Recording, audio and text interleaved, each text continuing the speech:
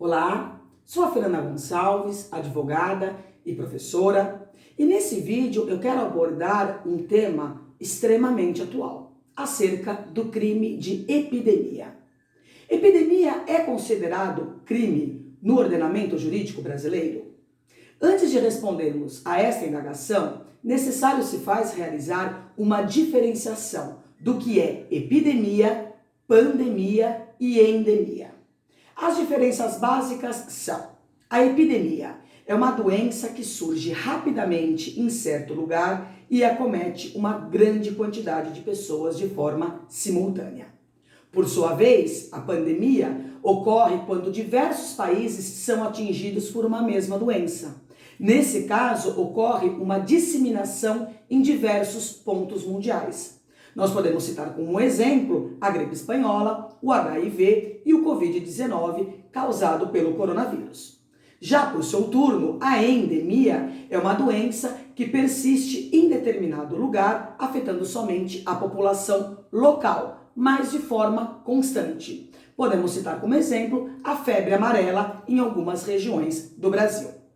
O que é punido pelo ordenamento jurídico brasileiro é o crime de epidemia.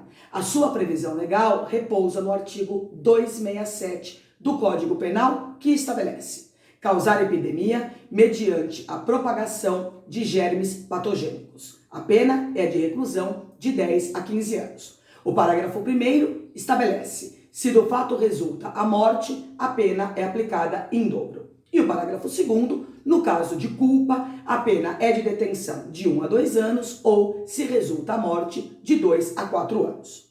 O crime de epidemia, ele é comum, ou seja, pode ser praticado por qualquer pessoa. Não requer uma qualidade especial do sujeito ativo.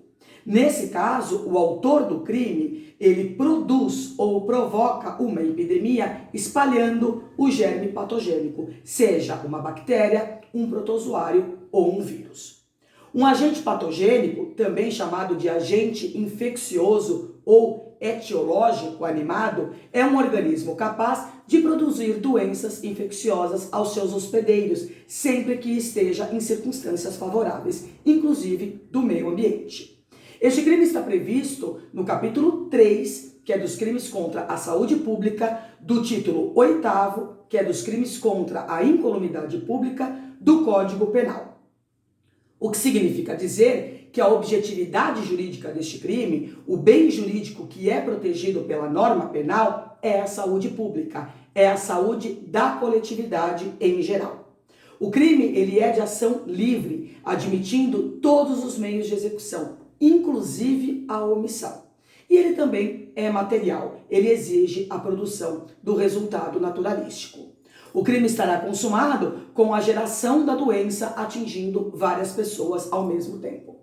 A propagação consuma o crime, mesmo que dela não advenha a morte de nenhum doente. É um crime de perigo concreto. Os crimes de perigo são aqueles que se contentam para sua consumação com a mera probabilidade do dano. Os de perigo concreto, por sua vez, exigem que esta probabilidade seja investigada e comprovada.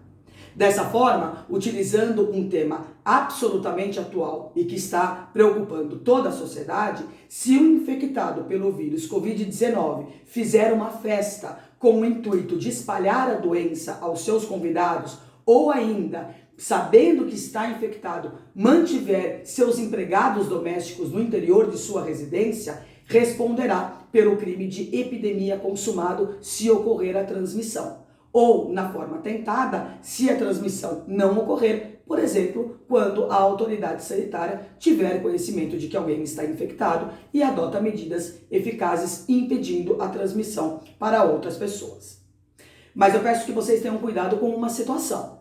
Se o agente tiver a intenção de contaminar uma única pessoa, uma pessoa determinada, o crime praticado será outro. Será o crime previsto no artigo 131 do Código Penal, que tem o nome iuris perigo de contágio de moléstia grave, que determina praticar com o fim de transmitir a outrem moléstia grave de que está contaminado, ato capaz de produzir o contágio. A pena é de reclusão de 1 a 4 anos e multa. O parágrafo 1º deste artigo determina que a pena será aplicada em dobro se do fato resulta a morte. Nessa hipótese, será crime hediondo nos moldes preconizados no artigo 1º, inciso 7º da Lei 8.072/90. A morte de uma única pessoa já é o suficiente para qualificar o crime. E o parágrafo 2º, por sua vez, prevê a modalidade culposa. Neste caso, o sujeito ativo age mediante imprudência, negligência ou imperícia. Por ser uma conduta culposa, ou seja, o agente não teve a intenção de transmitir ou propagar a doença, a pena prevista ela é menor.